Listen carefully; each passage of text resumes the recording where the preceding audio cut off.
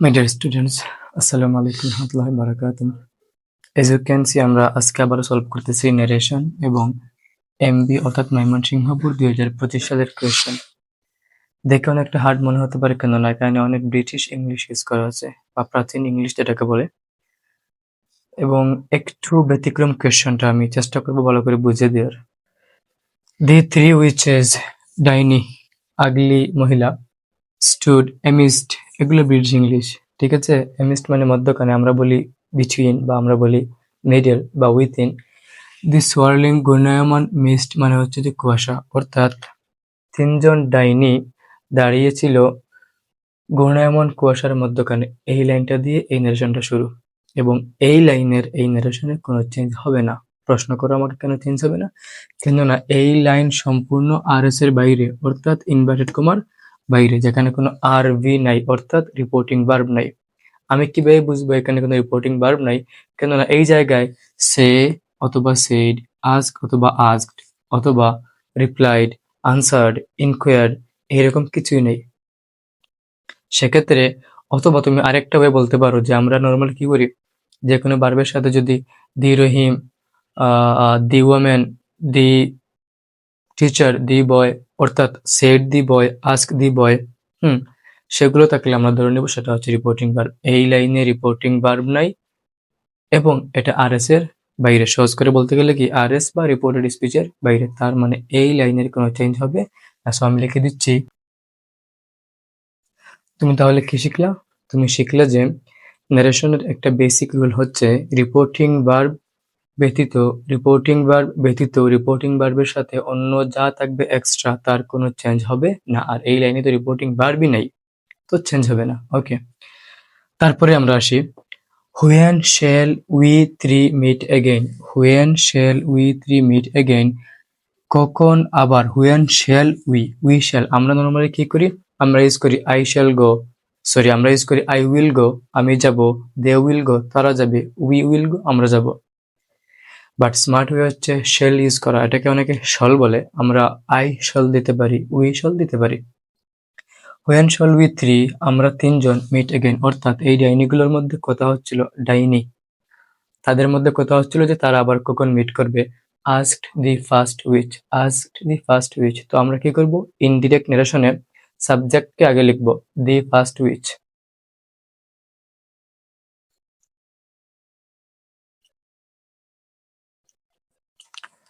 অর্থাৎ প্রথম ডাইনি।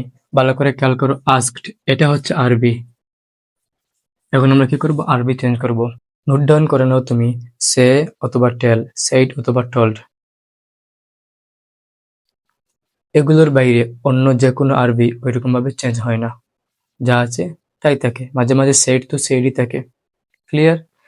তো আস্কড এটা কি কোনো question? When shall we three meet again? হ্যাঁ, তাহলে তো এটা আমরা আজকে করতাম সেট থাকলে, তাই না? তো আমাদেরকে দেয়া আছে, তো আমি লিখে দিব the first which asked। কাকে আস্ক করলো তা দেয়া নাই, তাহলে আমাদের এটা নিয়ে উত্তেজিত হওয়ার প্রয়োজন নাই। আমরা আসবো এখন এই জায়গায়, আমরা তুলে দিব ওই ইনভার্টেড কমা, এই কোয়েশ্চন মার্ক, এই ইনভার্টেড কমা। ওয়ে কি, ইন্টারোগেটিভ সেন্টেন্সের ইনভার্টেড কমা তুলে দেওয়ার জন্য আমরা আগে দেখব এই প্রশ্নের আনসারকে হ্যাঁ অথবা না দ্বারা দেওয়া যায় কিনা। যদি দেয়া যায় তাহলে ইফ অথবা ওয়েদার নিব। যদি দেয়া না যায় তাহলে যে ওয়ার্ড দিয়ে শুরু হয়েছে কোয়েশ্চনটা, নর্মালি WH ওয়ার্ড দিয়ে কোয়েশ্চন হয়, হেল্পিং ভার্ব দিয়েও হয়। তো WH ওয়ার্ড দিয়ে কোয়েশ্চন হলে আমরা কি করব, সেই ওয়ার্ডটাকে বসিয়ে দেব। তোমরা জানো বা যারা জানো না শিখে নাও, who, which, what, when, where, whom, whose, why, how, এগুলো হচ্ছে এই 8 বা 9টা হচ্ছে ইংলিশ গ্রামারের WH ওয়ার্ড, এগুলোকে বলা হয়। কেন বলা হয় WH ওয়ার্ড? কেননা এদের সাথে W এবং H থাকে। আস্কড, হুয়েন, তাহলে আমাদের কি শেষ, ইনভার্টেড কমা তুলে দেয়া শেষ। রিপোর্টিং ভার্ব চেঞ্জ করার পর, ইনভার্টেড কমা তুলে দেওয়ার পর প্রথম কাজ হচ্ছে কি করা বলতো, পার্সন চেঞ্জ করা। সো আমি এটা এই জায়গায় এটা একটু হার্ড, আমি লিখে দিচ্ছি পরে ভালো করে বুঝিয়ে দিচ্ছি, ওয়েট করো। when the three of them, আমি বুঝিয়ে দিচ্ছি, ওয়েট করো। এই পার্সনটা কি, উই, উই হচ্ছে ফার্স্ট পার্সন।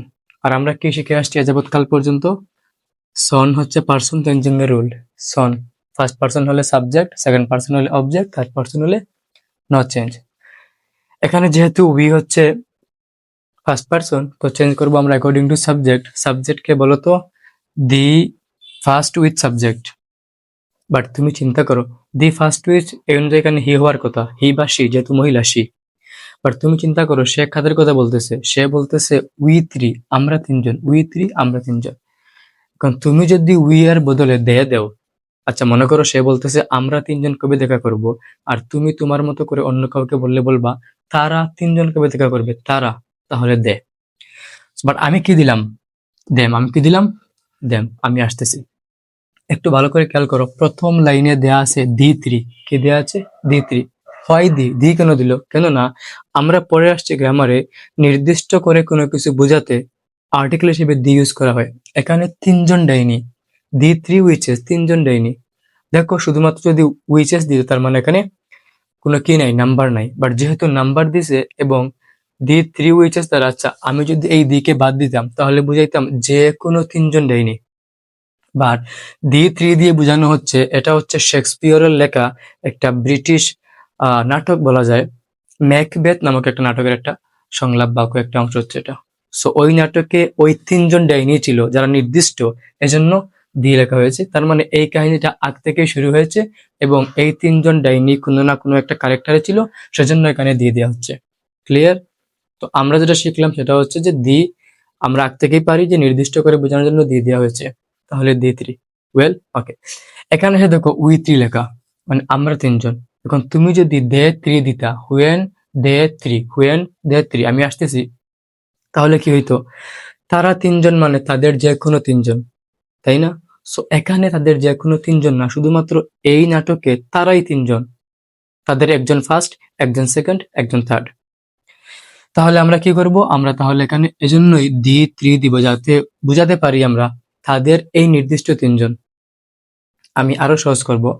তারপরে দেখো অফ, অফ কেন আসছে নোট ডাউন করে নাও। গ্রামারের একটা বেসিক থেকে আরো বেসিক রুল হচ্ছে দি প্লাস নাম্বার, কি বললাম, the plus number plus of. Of শব্দের বাংলা অর্থ অলওয়েজ র, কি বললাম বলতো, অফ শব্দের বাংলা অর্থ র আকারে আসে, মানে তার, অফ হার, তার ছেলে হলে অফ হিম। আরো সহজে বুঝাই, of my father, of my father, father মানে বাবা, আর অফ মানে র, বাবার। ক্লিয়ার? ওকে। তো রুলটা কি ছিল, the plus the plus number plus pronoun, sorry preposition, plus হচ্ছে অবজেক্টিভ, অবজেক্টিভ, দে হচ্ছে সাবজেক্ট, দে হচ্ছে সাবজেক্টিভ, আর দেম হচ্ছে অবজেক্টিভ। ভালো করে শোনো, আমি দে কে বলতে পারি দে আর গুড বয়, বাট আমি কখনোই বলতে পারি না দেম আর গুড বয়। তার মানে দেম সাবজেক্ট না, আর প্রিপোজিশনের পরে সবসময় অবজেক্টিভ মুডটাই বসে। তার মানে দি থ্রি অফ দেম। এখন তোমার মাথায় প্রশ্ন যে আমি এইরকম করে কেন করব, কেন না আমি যখন এরকম বোঝাতে চাই যে আমাদের তিনজন, দি থ্রি অফ আস, তাদের তিনজন, দি থ্রি অফ দেম, তো এই সকল ক্ষেত্রে আমরা এই প্যাটার্নটা ইউজ করি। তাহলে এই জায়গায় এটা একটু ডিফিকাল্ট, বাট আমি চেষ্টা করতেছি বুঝিয়ে দেওয়ার। এই জায়গায় তাহলে আমরা উই এর পার্সনটা এই অনুযায়ী চেঞ্জ না করে একটু মাথা ঠান্ডা রাখলেই আমরা বুঝতে পারবো যে এখানে শুধুমাত্র এই তিনজনকে নিয়ে বলা হচ্ছে এবং এই তিনজনকে ভালো করে বোঝাতে আমরা দি থ্রি অফ দেম দিচ্ছি। ক্লিয়ার? I think clear. তারপরে আসো শেল। নর্মালি নর্মালি আমরা এখন টেন্স চেঞ্জ করব। কি চেঞ্জ করব? টেন্স। নর্মালি ন্যারেশনে শেল শুড হয়ে যায়, ক্যান কুড হয়ে যায়, উইল উড হয়ে যায়। কারণ তুমি চিন্তা করো, আমি বললাম আই শেল গো, আমি যাব, আর চেঞ্জ করার সময় গিয়ে বললাম শেল যেহেতু শুড হয়ে যায়, আই তো হি হবে, হি শুড গো। কি বললাম বলো তো, হি শুড গো।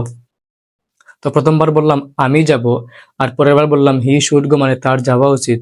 অর্থ কি মিললো? মিলে নাই। সেজন্য মডার্ন ইংলিশে শেল এবং উইল দুইটাকেই চেঞ্জ করে উড দেওয়া হয়, যাতে অর্থ মিলে যায়, যাতে অর্থ কি হয়, মিলে যায়। So when the three of them would, তোমার কি মনে হচ্ছে এখন তুমি মিটকে মেট করে দিবা? না, উড হচ্ছে মডেল, মডেলের পর কি বসবে না, বি থ্রি বসবে না, তাহলে উড মিট এগেইনের এগেইন।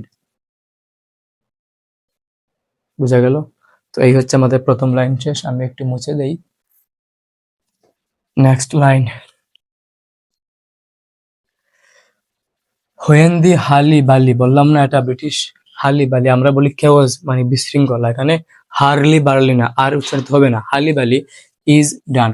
যখন এই বিশৃঙ্খলা শেষ হয়ে যাবে, when the battle is lost and on, যখন যুদ্ধে কে জিতলো বা কে হারলো তা ফিক্সড হয়ে যাবে, ঠিক তখনই আমরা কোথাও না কোথাও দেখা করব।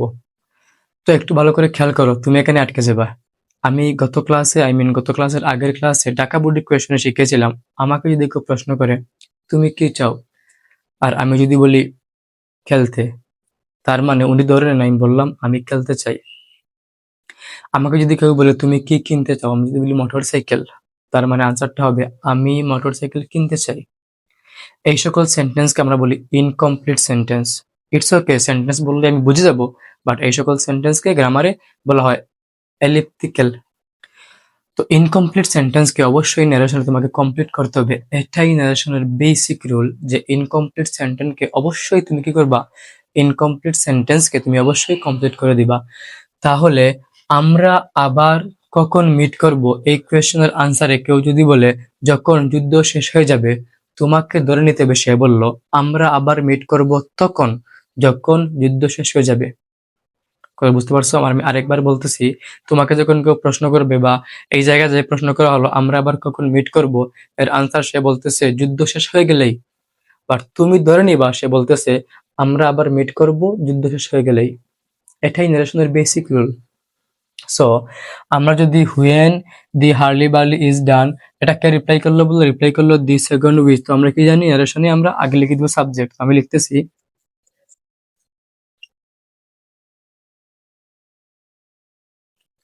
রিপ্লাই চেঞ্জ হবে না, বললাম না রিপ্লাই চেঞ্জ হবে না। এখন তুলে দিব আমরা ইনভার্টেড কমা, এবং এই এই ইনভার্টেড কমা তুলে দিব। হুয়েন দিয়ে শুরু, তার মানে কি কোয়েশ্চন না? হুয়েন দিয়ে শুরু হলো কোয়েশ্চন না। শিখে আসছি আমি লাস্ট ক্লাসে শিখে আসছি যে হুয়েন দিয়ে শুরু হলে কোয়েশ্চন হয় না। কোয়েশ্চন করতে হলে হুয়েনের পর সাবজেক্টের আগে do, did, does, am, is, are অথবা ওয়াজ, ওয়ার লাগে। এখানে কিছুই নাই, এবং লাস্টে কোয়েশ্চন চিহ্ন নাহি, তার মানে হুয়েন দিয়ে শুরু হলেও তা কোয়েশ্চন হবে না। সো অ্যাসার্টিভ সেন্টেন্স, আমরা অ্যাসার্টিভ সেন্টেন্সে কি দিতে পারি, দ্যাট দিতে পারি। তারপর ওই যে বললাম, একজন বলল আমরা আবার মিট করব, কখন, তারপর আসবে এটা। সো আগে তোমাকে লিখতে হবে আমরা আবার মিট করব। সে বলল আমরা আবার মিট করব, আর তুমি বললা তারা আবার মিট করবে। তুমি কি বললা, তুমি তোমার মতো করে বললা তারা আবার মিট করবে। সো লিখে দাও দে উড। এই যে আগের লাইনের would meet, so they would meet again. আমরা আবার দেখা করবো, আর তুমি বলতেছো তারা আবার দেখা করতে পারে। হুয়েন বসে যাবে, হুয়েন দি, HURLY হালি, URLY বালি, হোয়েন দি হালি বালি ইজ ডান। তোমার কি মনে হচ্ছে এটা B3? আচ্ছা B3, বাট এই যে ইজ ডান এগুলো হচ্ছে প্রেজেন্ট ইনডিফিনিট টেন্স। কিভাবে? এটা হচ্ছে প্রেজেন্ট ইনডিফিনিট টেন্সের passive form. Am is are plus B3, subject plus am is are plus B3। তোমরা বয়েস পড়লে খুব ভালো করে জানতে পারো, বা যদি পড়ো নাই সামনে পড়বা ইনশাল্লাহ, আমি পড়াবো। সো প্রেজেন্ট টেন্সকে আমরা কি করি, পাস্ট টেন্স করি। ইজ এর পাস্ট টেন্স কি, লাস্ট ক্লাসে শিখে আসছিলাম, বি মানে এম ইজ আর, এটা হচ্ছে প্রেজেন্ট, ওয়াজ আর হচ্ছে পাস্ট, তার মানে ইজ এর পাস্ট হচ্ছে ওয়াজ। ডানের ডান, ওয়াজ লিখলে কি হয়ে যাচ্ছে, এটা পাস্ট ইনডিফিনিট হয়ে যাচ্ছে। তারপরে দেখো এখানে কি দেওয়া আছে, একটা সেমিকোলন দেওয়া আছে, আমরা উঠিয়ে দিব এন্ড দিয়ে। এন্ড, তুমি চাইলে বলতে পারো এন্ড এডেড দ্যাট। আমি শুধু এন্ড লিখতেছি, এখানে এডেড দ্যাট লাগবে না, কেননা দ্যাট লিখলে আবার লিখতে হবে উড মিট এগেইন। ঠিক আছে, এজন্য এন্ড লিখলেই এটা হয়ে যাবে। এন্ড হুয়েন দি ব্যাটল ইজকে আমরা ওয়াজ করে দিব, বাকি যা আছে তা same same.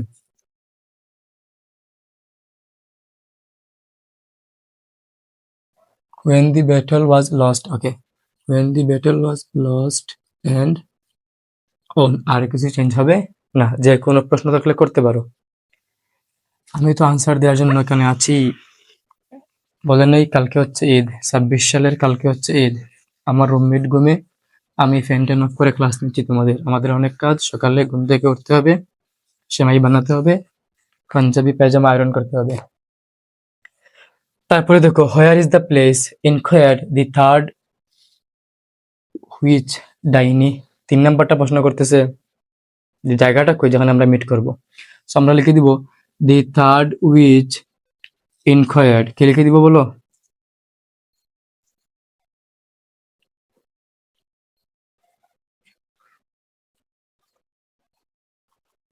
The third witch inquired with her impatient মানে অধৈর্য, impatient tone মানে সে এখন আর অধৈর্য, সে আবার মিট করতে চায়। ডাইনি কিন্তু with her impatient tone সে কি প্রশ্ন করলো?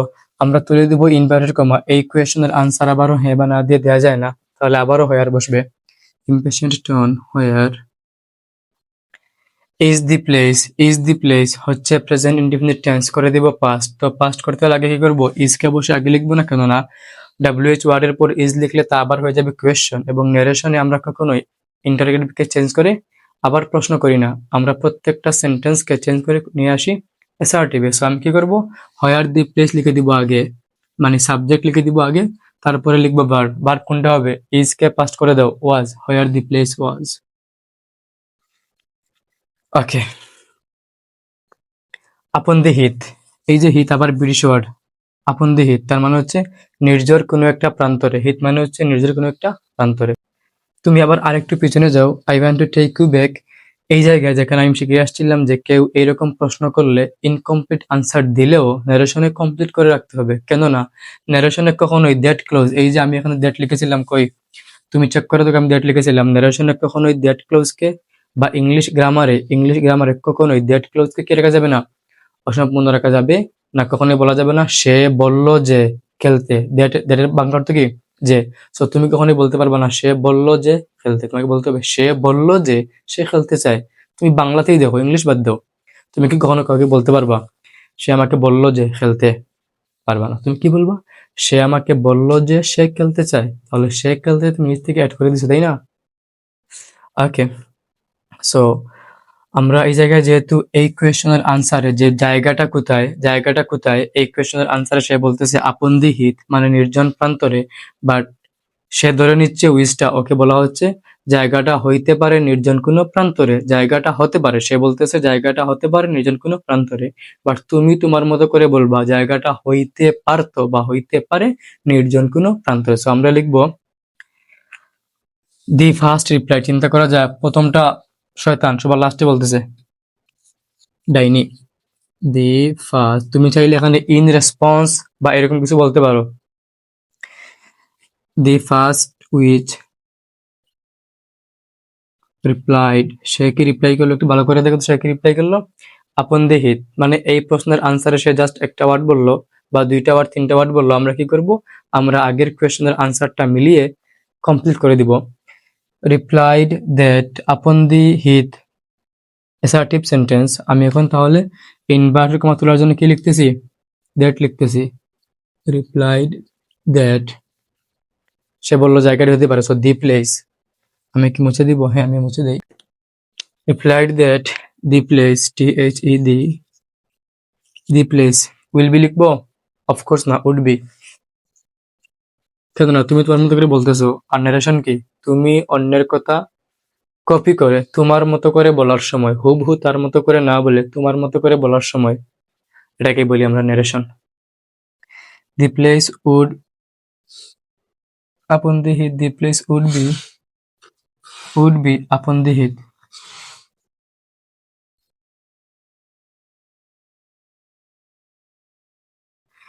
এই হচ্ছে word by word, line by line, even comma by comma আলোচনা। সো তোমরা যদি কোনো কিছু বুঝে না থাকো, যে কোনো কোয়েশ্চন যদি মনে আসে, if any question arise in your mind about this lecture, this topic, this MB Mymensingh বোর্ডের কোয়েশ্চন, প্রশ্ন করো কমেন্ট সেকশনে।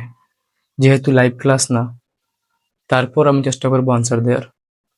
ভালো করে শিখো, বড় হও, টিচার হও, ভালো করে শিখাও। Learn better, teach better. Thank you.